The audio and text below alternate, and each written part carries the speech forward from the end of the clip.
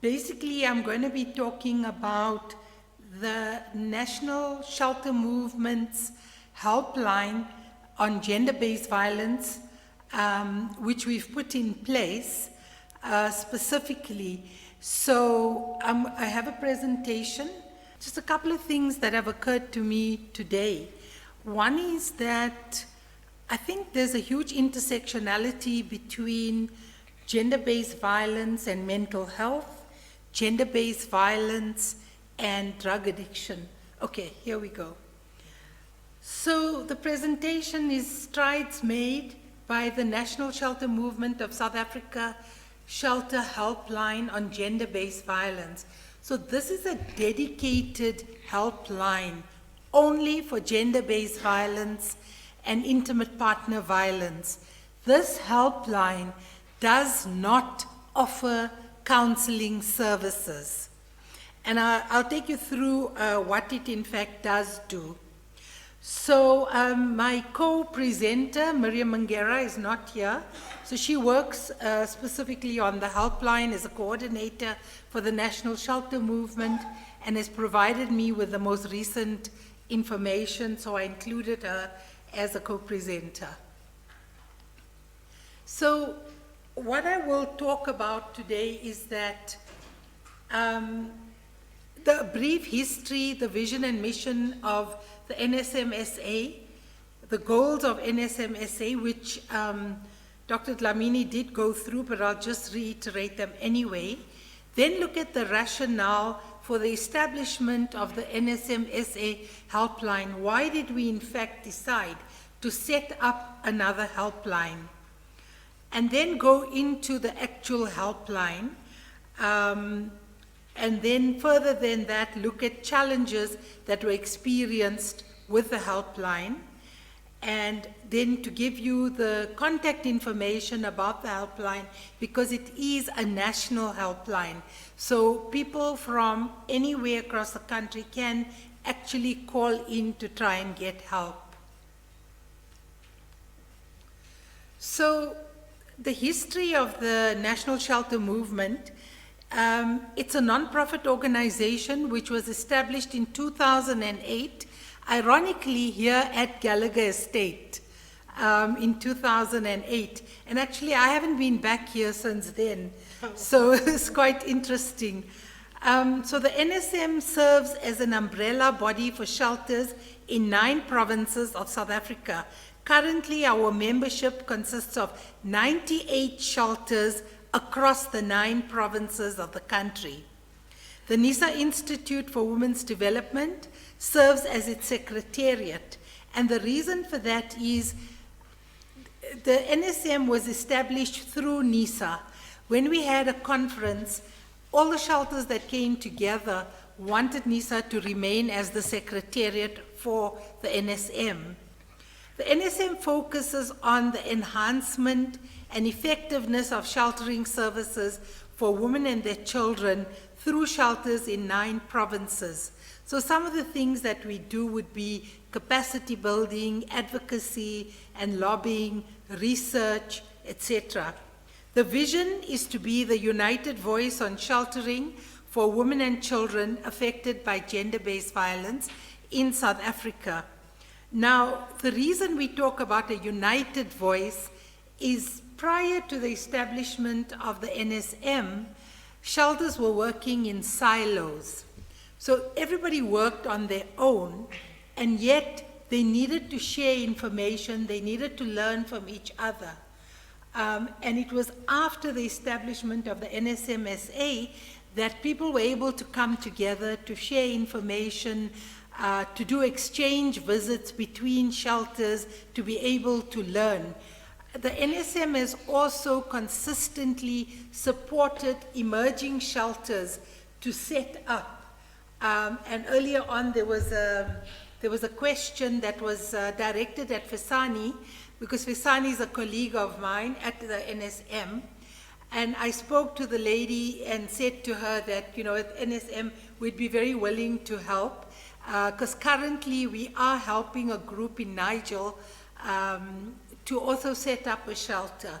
So we would offer guidelines, and the NSM has also conducted research on the costing of shelters. And this research has been presented to government just so that they can really look at what it involves in terms of the needs for sheltering. So the mission of NSM is to network, advocate, lobby national and international stakeholders, and to engage in service provision, legislation, capacity building on gender-based violence, and sheltering of abused women and children in South Africa.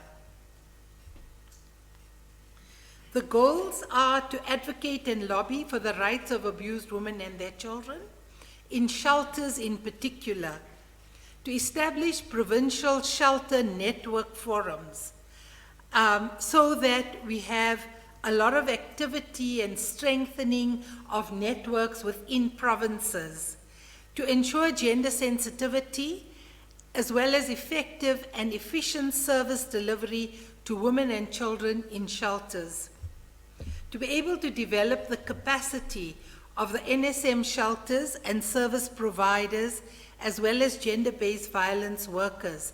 So there are some shelters in the country that are not affiliated to the NSM as well. And of course, that's their right, because the ability for people to actually affiliate is a voluntary thing. They choose to actually to become affiliates of the NSM. We also engage in legislation on gender-based violence and sheltering. So currently, some of you may know that there's the VSS bill that is, in draft form, that's been established by the government. And so the NSM has been very active in kind of responding and giving feedback on the bill based on our own experiences in sheltering. We conduct research on gender-based violence and sheltering.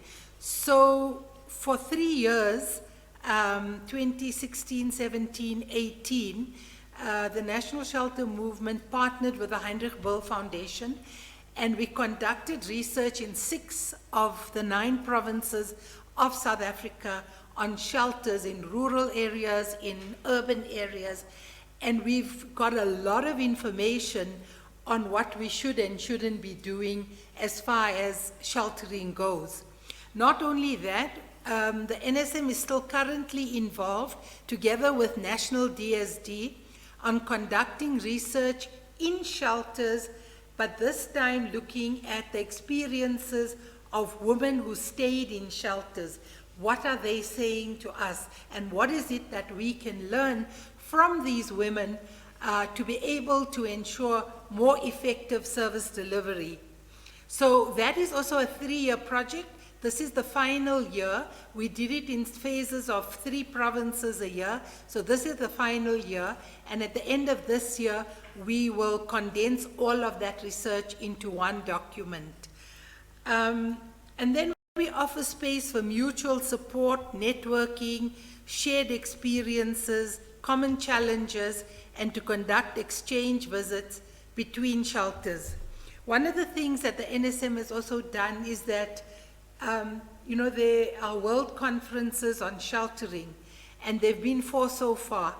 And each time there was a conference, somebody from the NSM was able to attend and bring back innovative strategies and information from those places. So what was the rationale? Why did we need to establish the shelter helpline? Because of the research that we did, we realized that there was a need for our own helpline. Our research with police, the responses by police to women seeking shelter also indicated that often gender-based violence, women experiencing gender-based violence were misinformed, and police tended to be apathetic, despite this being a national instruction on the Domestic Violence Act. The key issues from the recent research that we've done shows that many women do not know that shelters are available and that they may be in close proximity to them. Through the helpline, we choose to educate women on their rights and the SAPS's role in providing assistance on domestic violence, as well as other things like how to obtain a protection order, how to use a safety plan if a woman's life is endangered. And all this information is available on the NSM website, which is www.nsm.org.za. All our research publications are also on the website if anyone's interested. So the National Shelter Movement Helpline took its first calls on the 2nd of December 2020. The service is available 24 hours a day, 7 days a week. The helpline is operated by trained social workers with a wealth of knowledge and experience in all areas of gender-based violence, and they ensure that a victim-centered approach is used to assisting all clients. The main function of the helpline is to ensure that every gender-based violence-related call is addressed and followed up and finalized from the start to finish by the social worker who takes the call. So no caller is referred to another service provider. That particular social worker ensures that it is her responsibility to take that client through the process. No caller is transferred from pillar to post, because this was a problem that we experienced in other situations. All calls are taken and no call is left unresolved. We have been building relationships with all stakeholders in the GBV space, not just dealing with shelters, although sheltering is our priority. So, for example, we've requested a meeting with Minister Becky Kele to look at how we can interface more closely with the police so that our clients actually receive a better service. And of course, that's one of the examples, but there are many others. So between the 2nd of December 2020 and the 28th of February 2021, the helpline social workers took 1,836 calls. Of these calls, 406 were for shelter placements. So they were able to place women in shelters.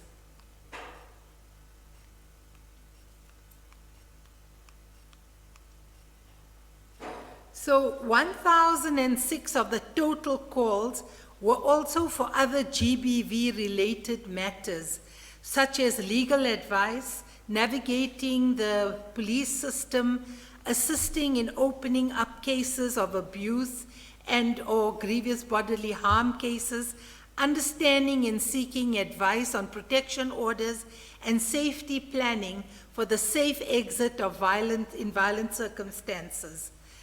Of the total calls taken, only 386 were non-GBV related. In the 3 months of the operation of the helpline, we averaged 21 calls per day, which is in line with the number of calls that the command center takes. It is also to be noted that over the same period, the NSM helpline has been handling 3 more calls than the command center per week. Most of the calls that are received are from the Western Cape and Gauteng. Therefore, what we've realized is more education needs to be done on the service in the 7 other provinces. The success of the helpline has led the Western Cape DSD Provincial Office to provide the NSM with additional social workers as a secondment to assist the helpline from the 1st of March, and we encourage all other regional offices as well as national DSD to join us in fighting this war on the minds and bodies of women of South Africa.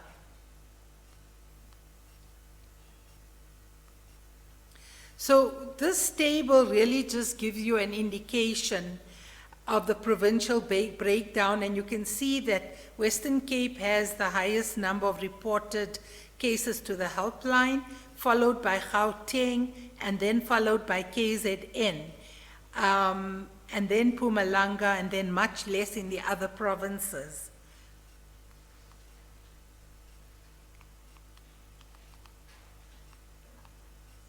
The types of calls that were received, shelter placements in this blue category here that you can see on the table. Other GBV matters was quite a lot, where I said earlier they needed to navigate the police system or getting help with a protection order, etc. And then the third one was non-GBV matters. So sometimes you get calls that are not related to GBV, but if the social worker is able to redirect them, then they do that. But totally the calls for the 3-month period was 1,836, which I don't think, I think was pretty good given that it's a completely new helpline.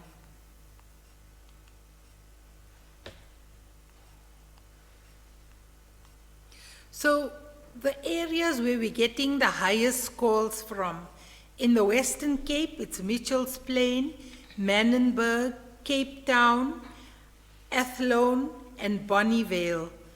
This is in no order of priority. In Gauteng, Duduza in Nigel, Johannesburg CBD, Hillbrow, Lenasia, and Doornfontein.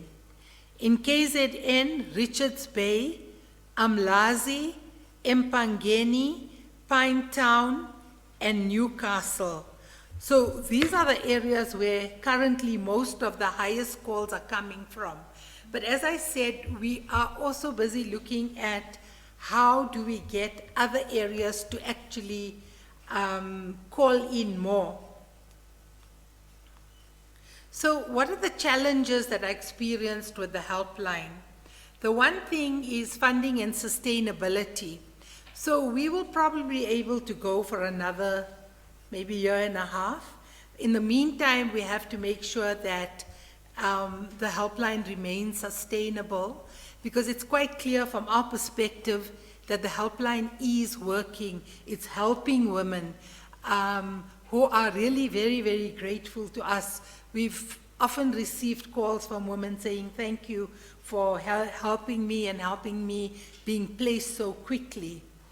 A challenge is also to have adequate staff capacity, and the prevention of burnout.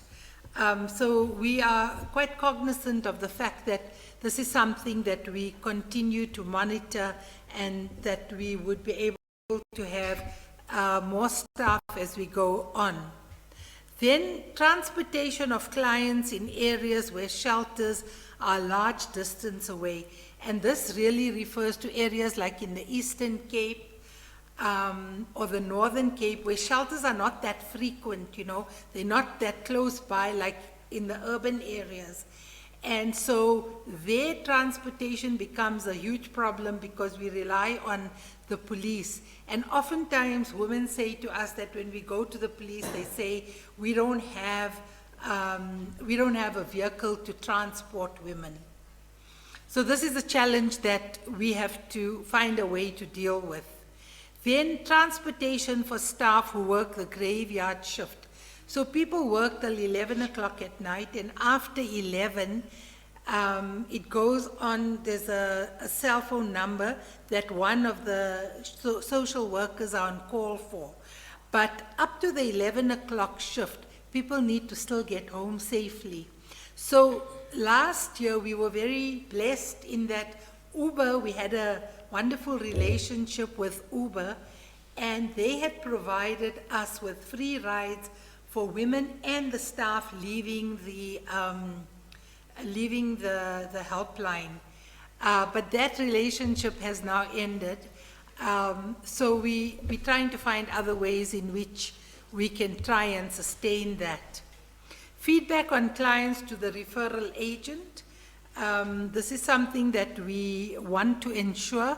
Currently it happens sometimes, but not as regularly as we want, because I think it's really important for whoever is referring to get to know where the client was placed and that the client is safe and has been helped.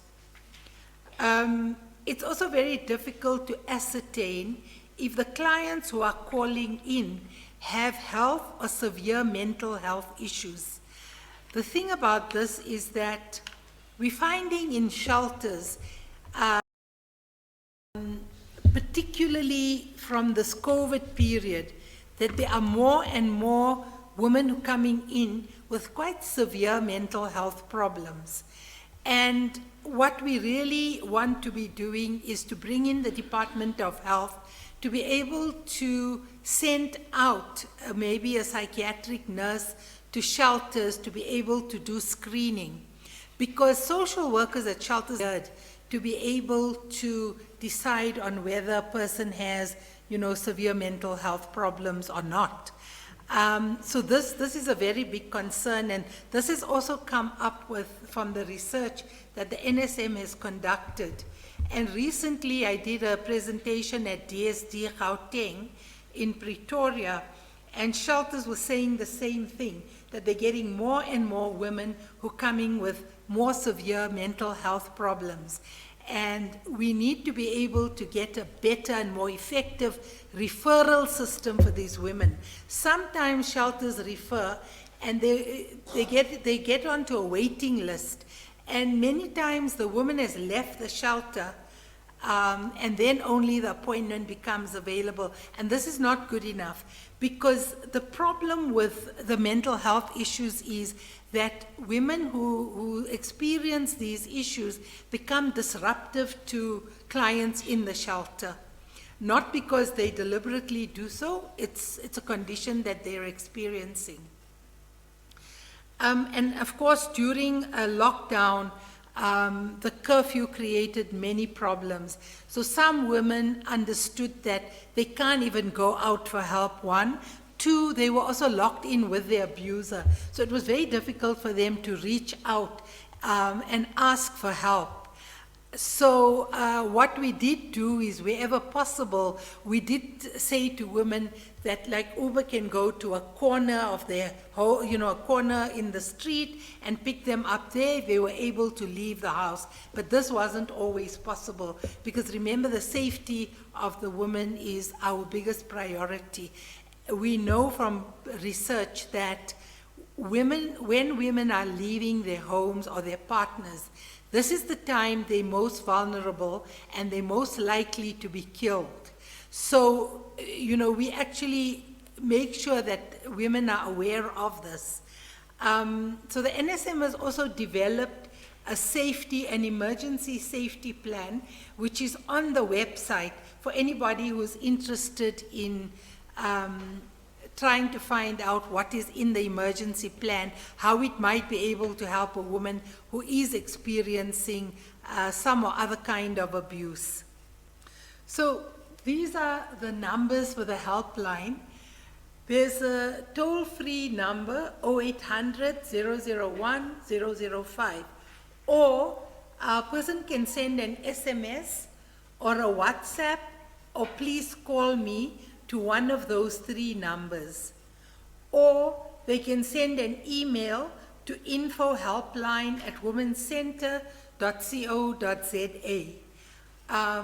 These are the different ways that a woman might be able to access the helpline.